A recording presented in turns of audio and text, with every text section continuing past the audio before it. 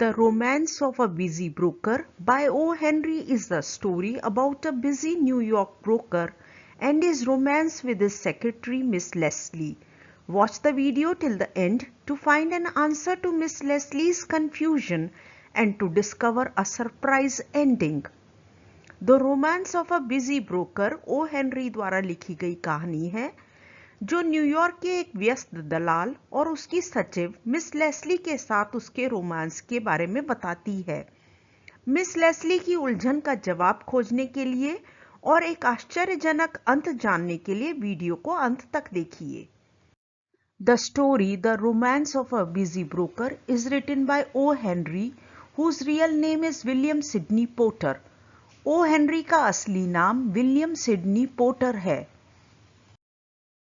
O. Henry has the mastery of the surprise or twist endings in his short stories.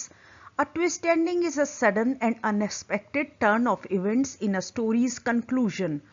O. Henry को अपनी लघु कथाओं के अंत में आश्चर्यजनक मोड़ देने की महारत हासिल है। ट्विस्ट एंडिंग एक कहानी के निष्कर्ष में अचानक और अप्रत्याशित घटनाओं का मोड़ है।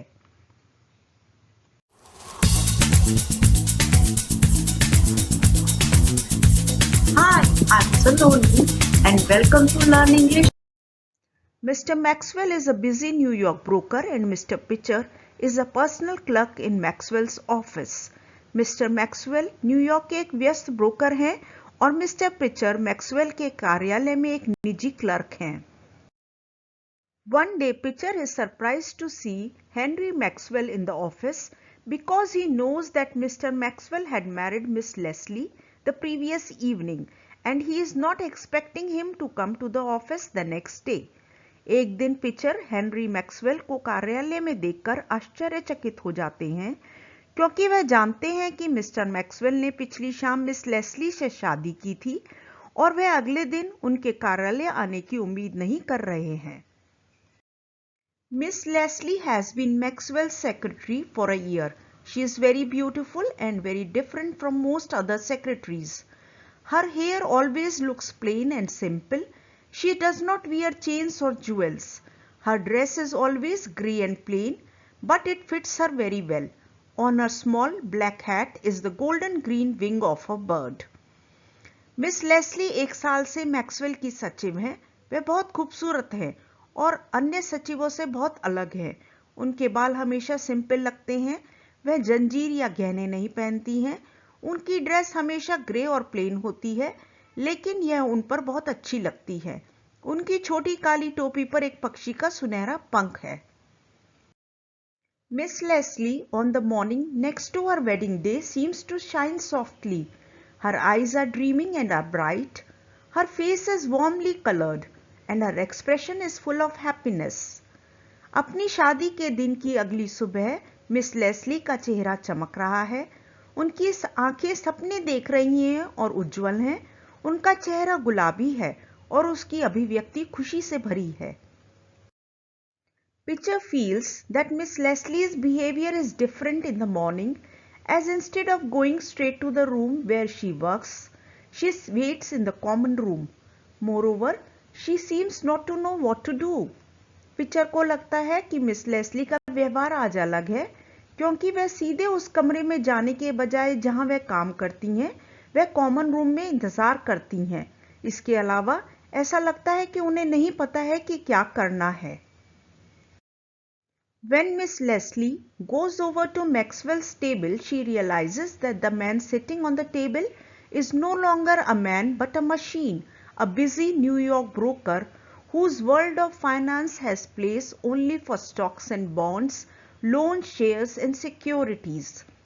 जब मिस लेस्ली मैक्सवेल की मेज पर जाती हैं, तो उन्हें पता चलता है कि मेज पर बैठा आदमी अब एक आदमी नहीं बल्कि एक मशीन है, एक व्यस्त न्यूयॉर्क दलाल है जिसे पैसे की दुनिया में केवल स्टॉक और बॉन्ड, ऋण और शेयर के लिए ही जगह है। People lie like snow covering Maxwell's table. His grey eyes look at Miss Leslie as if she is another machine. Maxwell की मेज पर कागज बर्फ की तरह पड़े हैं। उसकी भूरी आंखें मिस लेस्ली को ऐसे देखती हैं जैसे कि वह कोई दूसरी मशीन हो। Then Miss Leslie asked Pitcher if Mr. Maxwell had said anything to him about appointing a new secretary. फिर मिस लेस्ली ने पिचर से पूछा कि क्या श्री मैक्सवेल ने उन्हें एक नए सचिव की नियुक्ति के बारे में कुछ कहा था. Pitcher replies that Mr. Maxwell had asked him to get another secretary, for which he had already informed an agency a day before. He also says that a girl will come for an interview any time soon. Pitcher ने जवाब दिया कि mister Maxwell ने उन्हें एक और सचिव लाने के लिए कहा था, जिसके लिए उन्होंने एक दिन पहले ही एक एजेंसी को सूचित कर दिया था. वह यह भी कहते हैं कि एक लड़की जल्दी किसी भी समय साक्षात्कार के लिए आने वाली है. Men come into the office and speak to Maxwell. Some are happy for making profits in the market. Some are not for losing money. Some are in a hurry. Some are full of anger. Boys run in and out with the letters for him to read and answer at once. पुरुष कार्यालय में आते हैं और Maxwell से बात करते हैं. कोई बाजार में मुनाफा कमाने से खुश होते हैं, कोई पैसा खोने के लिए नहीं, कोई जल्दी में होते हैं और कोई गुस्से से भरे हैं. लड़के मैक्सवेल के पढ़ने और जवाब देने के लिए पत्र लेकर अंदर बाहर भागते हैं.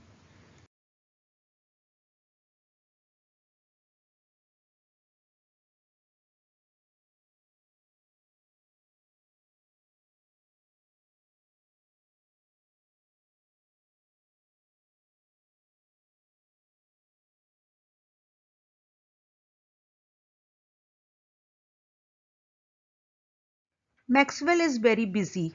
He jumps from the machine to his table, to the door and back again.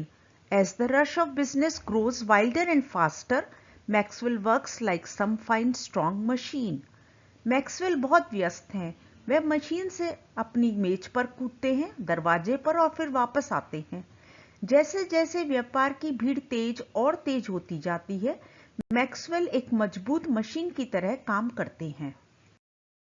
Harvey Maxwell works fast and does not stop even to think. He is very meticulous and is never wrong. He doesn't hesitate in taking decisions and acting on them. He works every minute without wasting any time, just like a clock. This is his world of business, where there is no place for human world or the world of nature. Harvey Maxwell तेजी से काम करते हैं और सोचने के लिए भी नहीं रुकते हैं. वह बहुत सावधान है और कभी गलती नहीं करते हैं. वह निर्णय लेने और उन पर कार्य करने में संकोच नहीं करते हैं. वह घड़ी की तरह बिना समय बर्बाद किए हर मिनट काम करते हैं. यह उनके व्यवसाय की दुनिया है, जहां मानव जगत या प्रकृति की दुनिया के लिए कोई जगह नहीं है.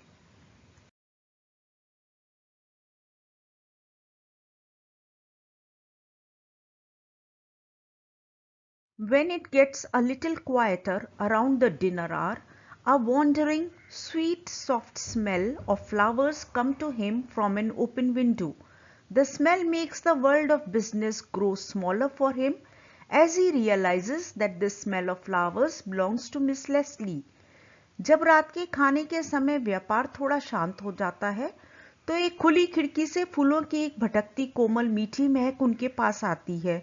यह महक उनके लिए व्यापार की दुनिया को छोटा बना देती है, क्योंकि उन्हें पता चल जाता है कि फूलों की यह महक मिस लेस्ली की है.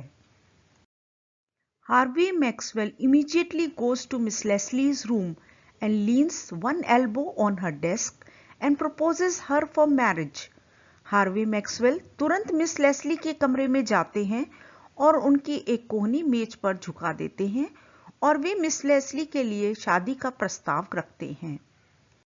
The secretary gets confused and frightened. Then, with a smile on her face and tears in her eyes, she says, I was afraid at first. Don't you remember, Harvey? We were married last evening at 8 in the little church around the corner. She now realizes that the business had made him forget everything. सचिव भ्रमित और भयभीत हो जाती है. फिर उसके चेहरे पर मुस्कान और आंखों में आंसू के साथ वह कहती है, मैं पहले डर गई थी. क्या आपको याद नहीं है हार्वे? कल शाम 8 बजे कोने के लिटिल चर्च में हमारी शादी हुई थी. उसे अब पता चलता है कि व्यापार ने मैक्सवेल को सब कुछ भुला दिया था. Thanks for watching the video. Do not forget to like, subscribe and press the bell icon for further notifications.